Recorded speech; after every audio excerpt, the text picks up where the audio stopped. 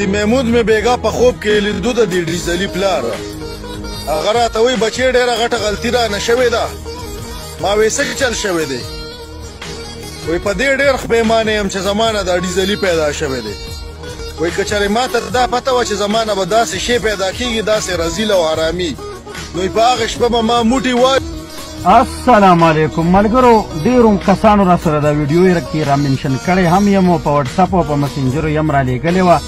چې بلال بھائی دې هلک له به هم د ده په الفاظو کې جواب ورکړي. نو زه خو خپلو مشرانو دغه کړی م لږ منې کړی م کنټرول کړی م او دغو ته بجلیګر مولانا صاحب داسې خلکو ته د پخې ډمې زامن وایي. نو دا د پخې ډمې زامن دي دا که راځي زمونږ کابرینو ته کنځل کوي، علماء کرامو پسې کنځل کوي او یا که د ټولو علماء کرامو امام مولانا فضل الرحمن صاحب پسې کنځلې کوي یا دغسې دا سپي زیاتره په اصحاب کرامو پسې غاپي. نو چې مشران مونږ منې کوي نو زه هم په خپلو مشرانو باندې یو رد کومه چې اسد محمود صاحب وزیر موصوف دی، لهذا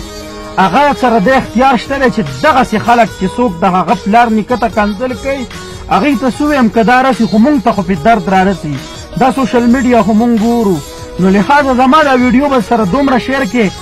چې دا اسد محمود صاحب ته ورسي چې یاره ستاسو والد صاحب یا ستاسو نیکه یا تاسو ولې چې تاسو علما یې او تاسو ته به دا پته م وي چې یاره د یو عالم مرګ دا د کل علم مرګ دی خو په ستاسو د لمنې مونږ هم په دغه وجه راډیولي دي چې تاسو زمونږ د انبیو ورثه یې. لهذا مونږ به چاله د کنځلو جواب په کنځل نه ورکوو خو تاسو ته هم یو ریکویسټ کوو چې داسې خلک یا ونیسئ سافټویر ورله اپډیټ کړي حکومت کې او باقاعده اسد محمود صاحب وزیر موصوف دی هغه سره د اختیار شته برکیب که دا نشي نوي مونږ له دې اجازت راکړي داسې خلکو کې مونږ ډنډې ډېرې په اوچه په جارې پې منډو که مونږ پې پانسیل هم رسو مړه نو مونږ به یې سعادت وګڼو چې یاره شکر دی چې د دین اسلام دپاره هم جنګ وکړه که نه داسې هم نه کوي وایي چې دا شر فساد دی. نو یوه مهرباني دې وکړي دا خیره منډۍ نه ده دا خیره منډۍ دې بنده کړي که خیره منډۍ بنده شوله نو انشاءالله 15 کاله پس په تاسو وګورئ تاسو ته به بیا داسې قسم ته یا د زمونږ چې کوم راتلونکي نوجوان دي هغه به مکمل ټیټ وي هغو ته به دقسې درس نه ورکولی کېږي نه به په سوشل میډیا داسې کنځلې کېږي لکه دا یې چې کوي. دا ولې دا د هغه خیره منډۍ نسل دی دا د هغه خیره منډۍ نه چې کمې فارغه شي هغه ښځې چې بیا